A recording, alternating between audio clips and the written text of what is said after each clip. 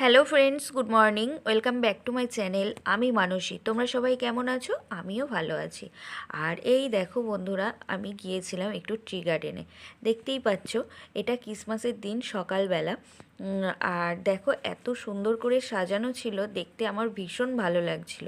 আর আমি সচরাচর খুব একটা ভিডিও করি না, আর সেদিনকে গিয়ে এত ভালো লাগছিল দেখতে, তাই একটু ভিডিও ক্লিপ নিচ্ছিলাম। দেখতেই পেলে। আর এটা যেহেতু ট্রি গার্ডেন, তাই ট্রি গার্ডেনটাকে সুন্দর করে সাজানোর জন্য অনেক ফুল গাছ আনা হয়েছিল। দেখতেই পেলে তোমরা, অনেক ফুল গাছ সব সাজাচ্ছিল, মানে দুটো দাদা মিলে সাজাচ্ছিল। আর এই দেখো, এত সুন্দর মনোরম দৃশ্য, মানে সকালবেলাটা ওখানে গেলে মন জুড়িয়ে যাবে, এত সুন্দর লাগে দেখতে। আর তোমাদেরও একটু ঘুরিয়ে দেখিয়ে দিলাম। আমি নিজেও দেখছিলাম আর ভিডিও ক্লিপ নিয়েছিলাম বলে তোমাদেরকেও একটু দেখিয়ে দিলাম। আর এই দেখো, এখানে একটা শিবের মূর্তি রয়েছে। দেখো সকালবেলা কি ভালো লাগছিল দেখতে। আমি তো সামনেটুকু দাঁড়িয়ে ভিডিও করেছি, মানে পুরো গার্ডেনটা ঘুরলে এত ভালো লাগে দেখতে, মানে ওখান থেকে বাড়ি আসতে ইচ্ছা করবে না, এত সুন্দর জায়গা। দেখতেই পাচ্ছ সব বসার জায়গা রয়েছে। আর এই স্পটটা জানো তো পিকনিকের জন্য খুব উপযুক্ত। এখানে পিকনিকের জন্য ভাড়া দেওয়া হয়, এবং ছোটোখাটো অনুষ্ঠানগুলোতেই এই গার্ডেনটাকে ভাড়া দেওয়া হয়। বুঝতে পেরেছো? তোমরা যদি কেউ আসতে চাও, তোমরা আসতেই পারো। নিশ্চয়ই দাদাদের সাথে যোগাযোগ করতে পারো। আর এটা হলো কুতুবপুর ট্রি গার্ডেন। তোমাদের মেনশন করে দিলাম, এটা কুতুবপুর টি গার্ডেন। আর বাড়ি এসেছি আমি, অনেকক্ষণ হয়ে গেছিলো, তারপরেও দেখি এই দেখো, ছেলে ঘুম থেকে ওঠেনি, যেহেতু প্রচুর পরিমাণে ঠান্ডা পড়েছে। আর ঠান্ডার সময় দেখবে ব্ল্যাঙ্কেট থেকে কিংবা লেপ থেকে উঠতে ভীষণ কষ্ট হয়। আমি ওকে বারবার করে ডাকছিলাম, উঠে পর, অনেক বেলা হয়ে গেছে, ওর কিছুতেই উঠছিল না। আর দেখো চুপ করে কম্বলের মধ্যে শুয়ে রয়েছে। আর এই যে ব্ল্যাঙ্কেটটা, আমি জানো তো ব্ল্যাঙ্কেটটা এমনি খোলাই ছিল, আমি এই কাপড় দিয়ে ওয়ার করে দিয়েছিলাম। কারণ কি বলো তো, শুধু ব্ল্যাঙ্কেট গায়ে দিতে ভীষণই ভালো লাগে, সবারই ভালো লাগে, কিন্তু এটা যখন গায়ে দেওয়ার পর কাচতে হয়, সেটা আমার দ্বারা অসম্ভব। কারণ এত ভারী জিনিস আমি কাচা আমার পক্ষে সম্ভব নয়। ওই জন্য একটা পাতলা কাপড় দিয়ে ওয়ার দিয়ে দিয়েছিলাম, এটা আমি নিজেই দিয়েছিলাম। আর এই দেখো, তারপর আমি একটা সোয়েটার পরে নিয়েছিলাম, সোয়েটারটা চেঞ্জ করে নিয়েছিলাম, কারণ এত পরিমাণ ঠান্ডা ছিল না, ওই জন্য একটা সোয়েটার ছেড়ে এই সোয়েটারটা পরে নিয়েছিলাম। দিয়ে এই দেখো বেডটা গুছিয়ে নিচ্ছিলাম। আর তারপরে এই দেখো ভাত বসিয়ে দিয়েছি বন্ধুরা।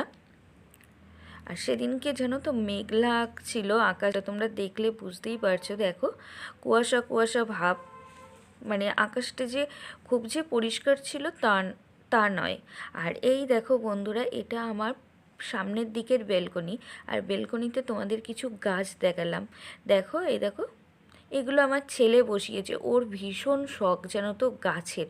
কিন্তু আমার সেরকম জায়গা আছে, কিন্তু সেরকম মানে এখনও পরিস্থিতি হয়নি গাছ তৈরি করার মতো। ছেলের ভীষণ শখ। আর ওই যে অ্যালোভেরা গাছগুলো, যে কটা গাছ দেখলে সেগুলো সবই আমার বোনের বাড়ির থেকে নিয়ে আসা। বুঝতে পেরেছ? বোনের বাড়ির থেকে নিয়ে এসে বসিয়েছিলাম, লেগে গেছে গাছগুলো। আর তারপর এই দেখো, আমি বসে পড়েছি সকালবেলার টিফিনের জোগাড় করতে।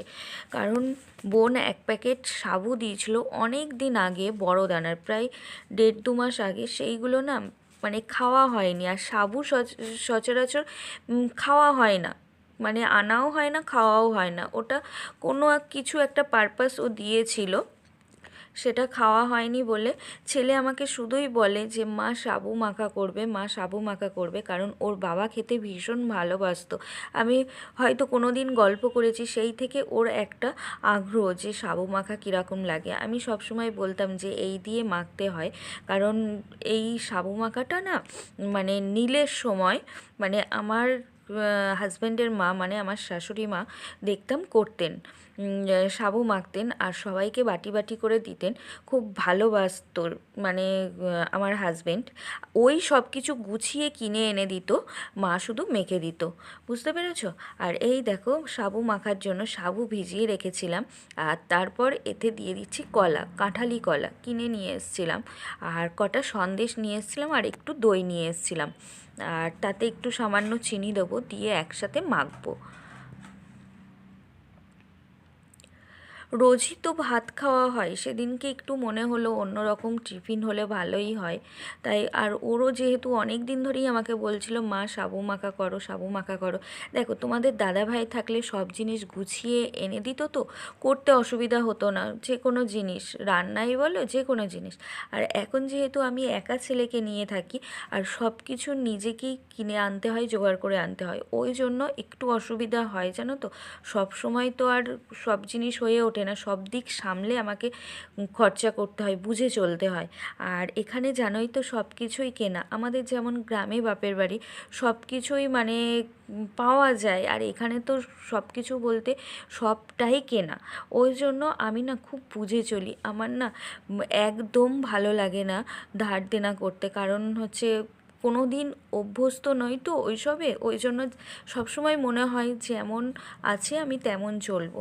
অতিরিক্ত খরচা করতেও মানে ভালো লাগে না, ভয় লাগে।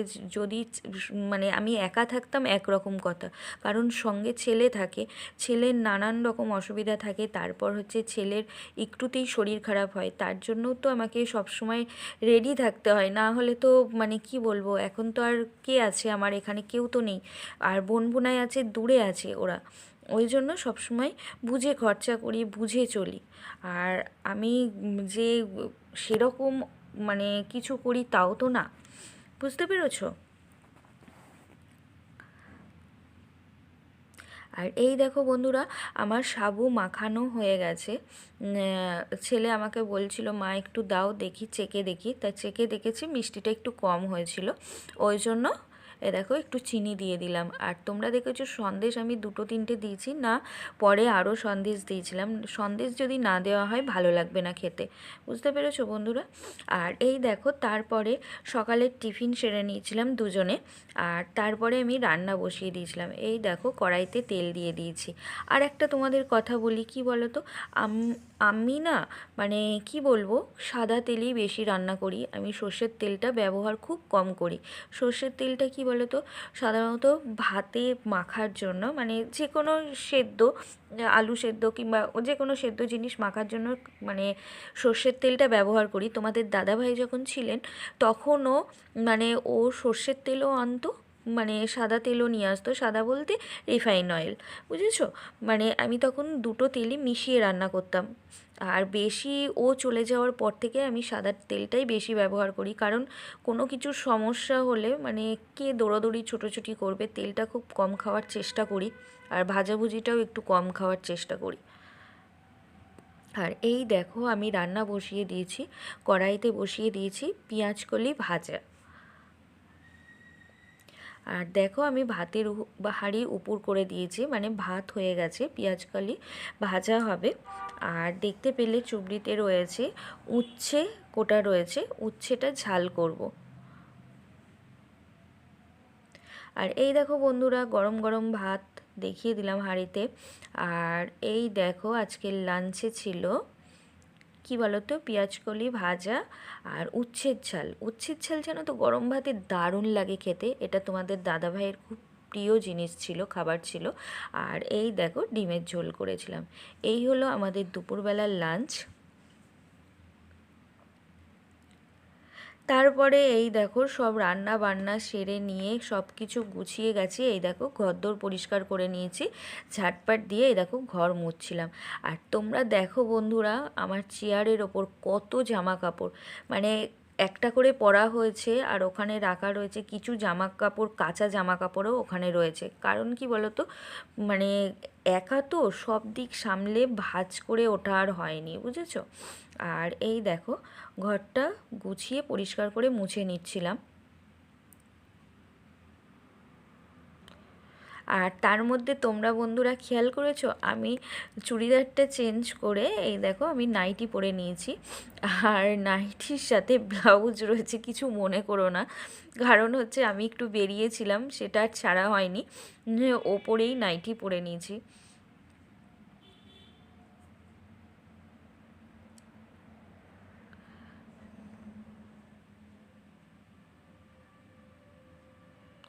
আর জানো তো বন্ধুরা, আমার এই একটাই ঘর, খুব অসুবিধা হয়, ছেলে এখন বড় হচ্ছে একটু, একটা ঘরের মধ্যে ভীষণ অসুবিধা হয়। এই যে জামা কাপড়গুলো দেখছো, এগুলো যদি বাইরে একটা কিছু থাকতো, মানে রাখার জায়গা নেই, বুঝতে পেরেছো, ওই জন্যই অসুবিধা হয়।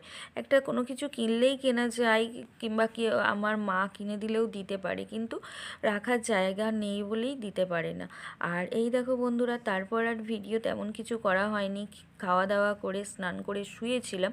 তারপর ঘুম থেকে উঠে, যেহেতু ক্রিসমাস ছিল, আর এই যে কেকটা তোমরা দেখতে পেলে, এটা আগের দিন বোনাই দিয়েছিল, সেটাও একটা কারণ আছে। বোনাই যেহেতু এলআইসির এজেন্ট, ওই জন্য প্রত্যেক বছরই মানে 25শে ডিসেম্বর থেকে মানে কেক আর ক্যালেন্ডার দেয় সবাইকে।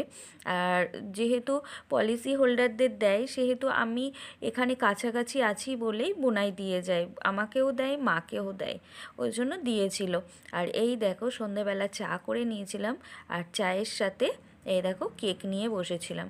আর তোমাদের একবার দেখিয়ে দিই, তোমরা হয়তো বিশ্বাস করবে কিনা জানি না, দেখো এ দেখো ক্যালেন্ডার দিয়েছে, ক্যালেন্ডারের নিচে দেখো এলআইসির লোগো রয়েছে, আর দেখো সঞ্জীব ঘোষ বলে লেখা রয়েছে। তোমাদের ওইটা দেখাবো বলে আমি আবার উঠে গিয়ে ক্যালেন্ডারটা নিয়ে এলাম, বুঝতে পেরেছো। বোনাই কেকটা আর ক্যালেন্ডার দিয়েছিল, এটা শুধু এবছর না, প্রত্যেক বছরই দেয় বোনাই, আমাকেও যেমন দেয়, এখানে আমি যেহেতু চলে এসেছি তাই দিয়েছে। আর 2-3 বছর আমি বাপের বাড়ি ছিলাম, ওখানেও বোনাই পাঠিয়ে দিত প্রত্যেক বছর।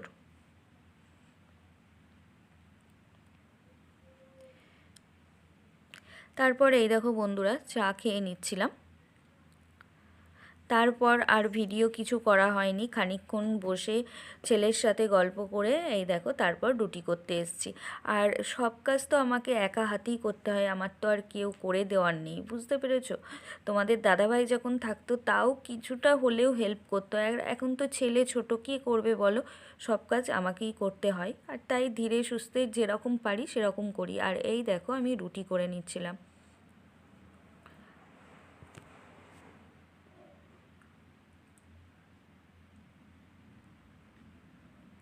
আর তোমরা যদি কেউ এলআইসি করতে চাও, আমার বোনাইয়ের কাছে এলআইসি করতেই পারো। ওই জন্যই তোমাদের বারবার করে আমি ক্যালেন্ডারটা দেখিয়ে দিলাম। সঞ্জীব ঘোষ নিচে মোবাইল নাম্বার দেওয়া ছিল, কেউ যদি যোগাযোগ করতে চাও যোগাযোগ করতে পারো।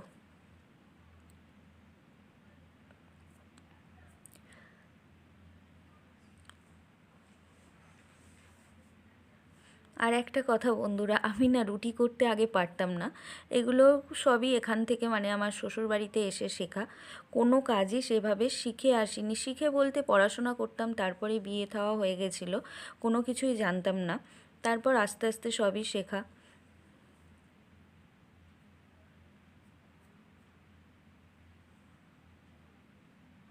দেখো ছেলের সাথে বকবক করছিলাম আর রুটি করছিলাম। আর তারপরে এই দেখো রুটি করে খাওয়াও হয়ে গেছিলো। আর গরম গরম রুটি করতে আমি ভীষণ ভালোবাসি, আর খেতেও ভালোবাসি, ঠান্ডা একদমই ভালো লাগে না। আর এই দেখো রাত্রিবেলা জাগা করে নিয়েছিলাম, শোয়ার জায়গা, দেখতেই পাচ্ছ।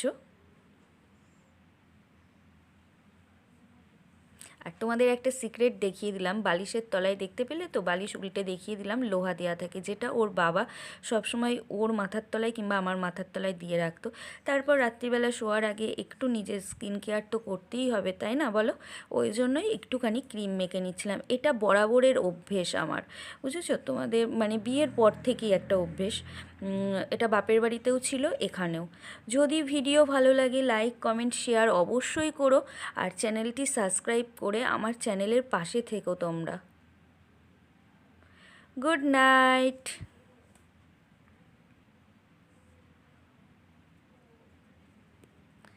টাটা, বাই বাই, আবার যেন দেখা পায়। আর আমার ফেসবুকে একটা অ্যাকাউন্ট আছে, তোমরা একটু ফলো করে দিও, বুঝতে পেরেছো? মানসী সুর বলে একটা অ্যাকাউন্ট আছে, সেটা একটু ফলো করে দিও।